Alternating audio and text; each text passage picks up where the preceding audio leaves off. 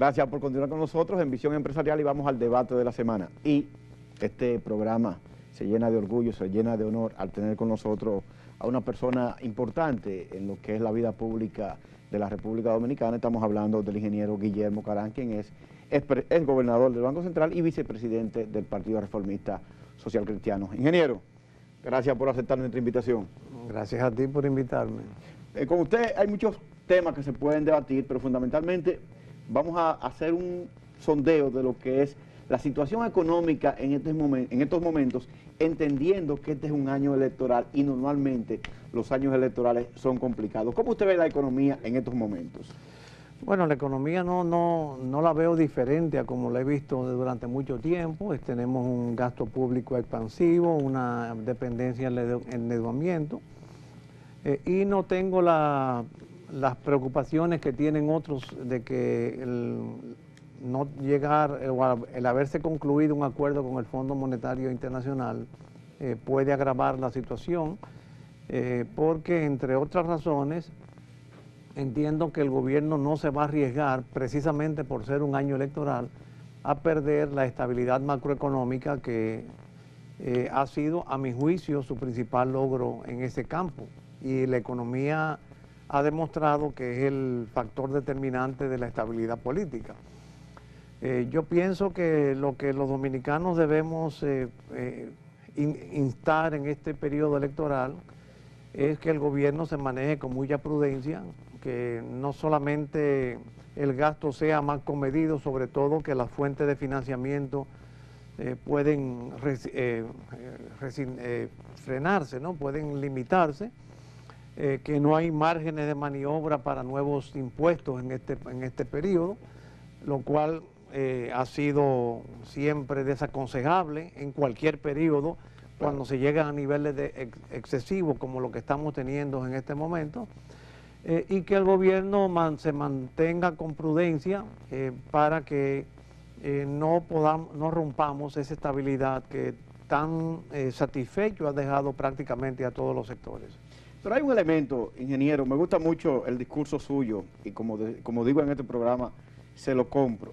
Pero entonces, en función de esos juicios que usted ha emitido, ¿por qué tenemos una oposición que siempre está alarmada con relación a las cosas que ocurren como si, y eso lo digo de todo corazón y lo digo profundamente, siempre esperando que las cosas sean peores, siempre esperando que haya una catástrofe, y no lo digo en términos partidistas, lo digo en términos de ciudadanos, porque yo siempre veo que los políticos, por ejemplo, apuntan a que haya un desastre porque eso es ganancia política. Entonces usted me dice a mí, muy bien, me dice, hay un exceso en el gasto, hay un exceso de endeudamiento, sin embargo hay estabilidad macroeconómica. ¿Por qué se dan esos fenómenos? La estabilidad macroeconómica se ha logrado y se ha mantenido gracias al financiamiento, al endeudamiento externo. Financiamiento externo que va a haber que comenzar a pagar o que se ha estado pagando y que se va incrementando. Y lo importante no es el retrato de los presentes, sino que se trate de condicionar el futuro para que no se siga en esa vuelta, porque con frecuencia uno vive el presente y se olvida de lo que causó el presente. Por ejemplo, acabo de oír cuando venía para acá un comentario acusando al Partido Popular de España, hablando del desempleo que hay, de que ha tenido que contraer los gastos, como culpándolo y hasta cierto punto pronosticando que el Partido Socialista Obrero Español prontamente va a recuperar el poder. Pero ya en ese diagnóstico se está olvidando que esa situación presente que se vive hoy fue por un exceso de gasto y por un exceso de endeudamiento, que lo que hay que actuar es en forma preventiva para que eso no suceda, y para prevenir había que constreñir el gasto, había que constreñir el endeudamiento, de manera que las finanzas públicas se manejaran en función de las recaudaciones propias del gobierno.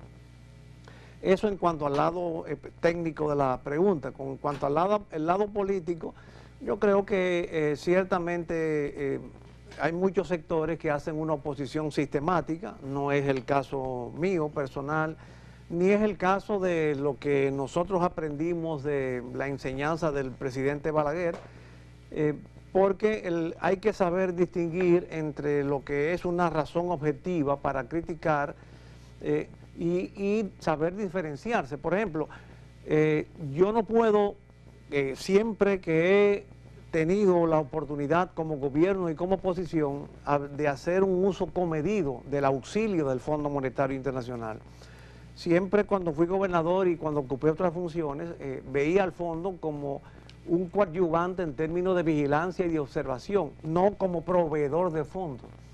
Si en el pasado inmediato critiqué que el gobierno dependiera tanto del Fondo Monetario como proveedor de fondos directos, porque siempre he sido comedido en el uso del endeudamiento externo y el interno con más razón.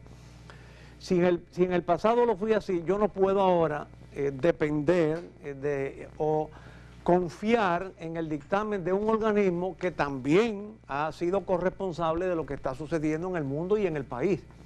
Porque el Fondo Monetario, a mi juicio, debió advertir la crisis que venía y no la advirtió. Y sin embargo ahora... ¿Pero la crisis local o la crisis internacional? La crisis internacional. Yo creo que económicamente local, en el término local, no estamos en crisis, estamos amenazados. La crisis comenzó en Estados Unidos y sigue en Europa. Y en ambos casos el Fondo Monetario debió advertir. Aquí el fondo es corresponsable de haber inducido al gobierno a una política expansiva del gasto público. O a permitirlo. Bueno, yo digo a permitirlo desde el punto de vista... No, lo indujo porque no te olvides que cuando la crisis económica de Estados Unidos, por temor a la recesión, el grupo de los 20 creó un fondo de 20.000 millones de dólares para financiar lo que se llamó con mucho eufemismo políticas anticíclicas. Sí, sí. O sea, para combatir la recesión que afectaba a los países desarrollados, para que no llegara tan pronto, entonces soltaron mucho dinero y afianzaron la cultura de expansionista del gasto. ¿Qué resulta? Que ahora yo no puedo pedirle a ese mismo organismo que indujo al gobierno que gastara mucho y que el gobierno lo recibió con mucha alegría, yo no puedo decir que porque se terminó el contrato, el acuerdo, las cosas se van a empeorar. No, las cosas empeoraron porque el fondo endosó las políticas expansivas de gasto por motus propios o por iniciativa del gobierno. Lo que nosotros tenemos que volver es a la disciplina fiscal, que es otro modelo, es un tercer modelo, y eso es lo que creo que debemos propulsar, disciplina fiscal con o sin fondo. Claro, estamos totalmente de acuerdo, pero ahí hay un elemento que a mí me llama mucho la atención cuando hablamos de expansión del gasto, ingeniero, y es lo siguiente: el gobierno no ha aumentado los sueldos y salarios en los últimos años. Ha habido normalmente una contracción en términos de salario, por un lado, pero por otro lado también lo que se ha aumentado es la obra en infraestructura. No se ve que haya mucho dispendio desde el punto de vista del gasto corriente per se.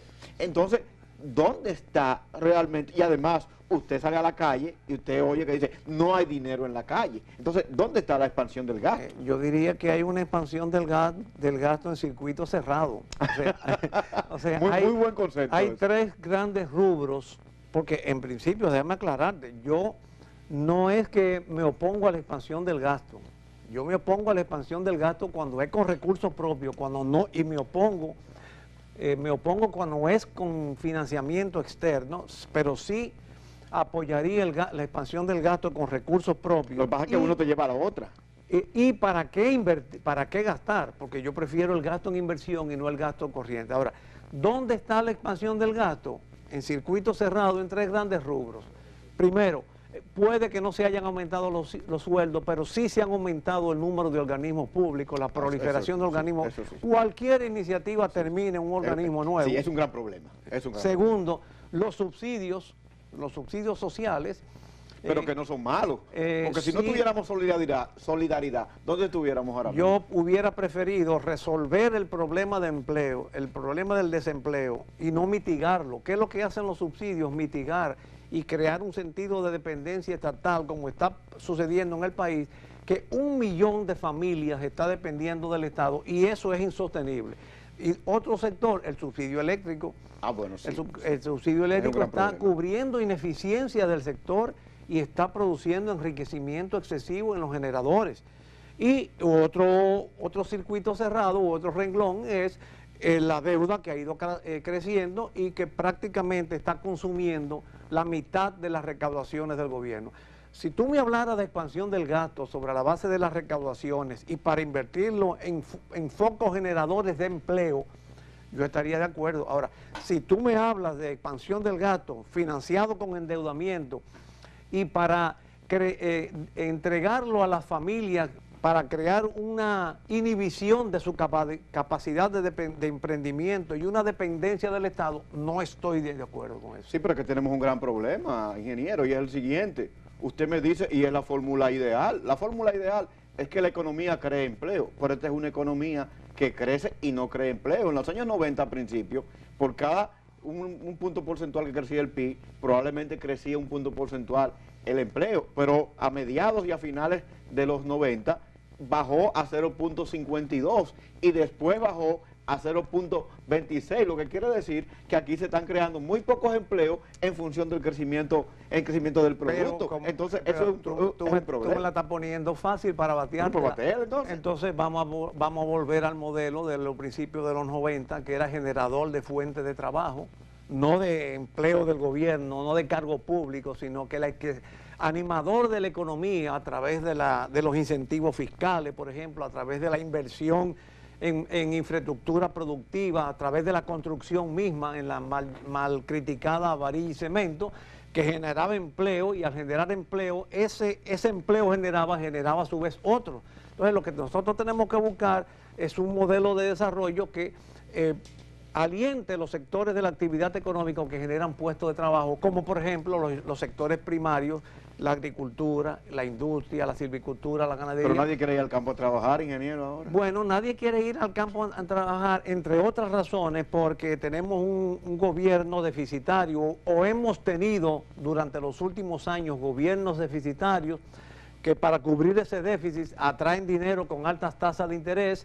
El que tiene dinero, en lugar de invertirlo en la agricultura y en la industria, prefiere invertirlo en bonos del Estado o en depósito en el Banco Central, ganando cómodamente un 17%, que no lo produce ninguna actividad agrícola propiamente dicho. Entonces, estamos alentando lo que el presidente denuncia internacionalmente, que es una economía especulativa, y estamos sacrificando la economía primaria generadora de puestos de trabajo. Pero entonces tenemos no hay salida, entonces es un callejón sin salida. ¿Usted me está planteando? Hay salida. Estamos en un callejón sin salida con este modelo, pero hay una salida. Si tú comienzas disciplinando la economía, gastando en función de las recaudaciones, gastando para promover los sectores productivos, incentivando para que se inviertan en esos sectores y frenando el endeudamiento, tú estás inmediatamente volcando los recursos nacionales hacia sectores de producción. Pero vuelvo y le digo, le compro otra vez, le compro el discurso. El problema es el siguiente, ingeniero. Hay una deuda social muy alta. Entonces, ¿cómo vamos a contraer el gasto si esa deuda social no la hemos pagado? Si todavía tenemos un déficit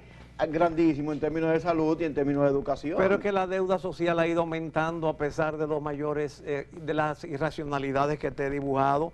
Mira, la economía dominicana hoy es 3 veces más grande que en 1996 y sin embargo el nivel de desarrollo humano medido por los indicadores de Naciones Unidas se ha mantenido prácticamente constante. ¿Por qué? Porque es que el subsidio lo que hace es mitigar la pobreza, no resolverla. La única forma de resolver la pobreza es generando una economía de pleno empleo, y eso se necesita con las políticas públicas del gobierno, contrario a como se está haciendo ahora.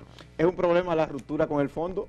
No, para mí no, para mí puede ser una oportunidad, porque yo te diría que fuera un problema si es que el fondo hubiera inducido políticas públicas racionales, políticas públicas equilibradas, como hacía antes, políticas públicas disciplinadas, pero el banco lo que hizo es acicatear y acelerar el ímpetu del gobierno en la propensión del gasto del gobierno. Y yo creo que ese fue un error. Va a una pausa para que vengamos con el tema político. Nos vemos después de la pausa.